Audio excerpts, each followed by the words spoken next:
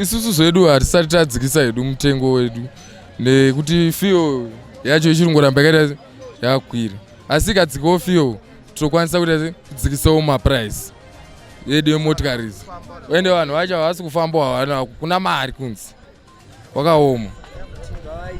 Zvamanje manje bondi kunetsa kuwana handiti ndezvatoti bondi kezvinye zviridzike pareti handiti zvafa nedhola ranga rime 800 but kezvinye zviratwa 600 ne700 ndo pane dola. Saka nyaya isusu yedu kumakomba dzatadzikisa nyaya kufuel fuel yakakwira yaisi kutengwa nebondi, asi yanga ichitengwa nebondi yadzikawo tenderese tekwanisa kudzikisa maprices. Zvafa nezvezvo zvekuti Kombi iri kudhura kuita shungu dzaita $2 nyaya yekuti Kombi $2 hausi nyaya musoro wedu handiti.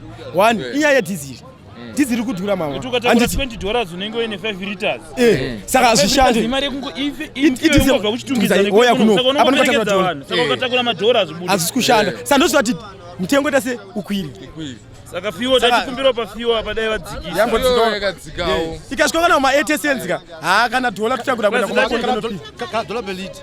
Makomba ndo anosupply vanhu mumatunhu ese anotransporta kwese kwese. Tumora tumwe twedu amunoti mushikashika twetwe chikoko chemechi chinogona kungobvarukira panzira. Saka nyaya yefuel ngaidzorerwe panzvimbo chaipi chaipi, vanhu vatenge nemabhondi. Zimbabwe haina kambani inogadzira ma-US, ndo chokwadi icho.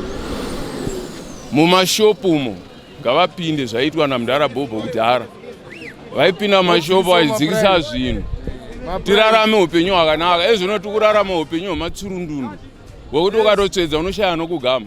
Saka mabasa hapana, basa ndo makombi nezvingoro nemisika iyoyo ndo mabasa nekutengeswa kwese kuri kuitwa. Saka zvinhu zvese ngazvidzorerwe panzvimbo. Nyika ndeyedu, ivhu iri nderedu, asi takuita sevaranda paivhu redu isusu, ngapagadziriswe ipapo.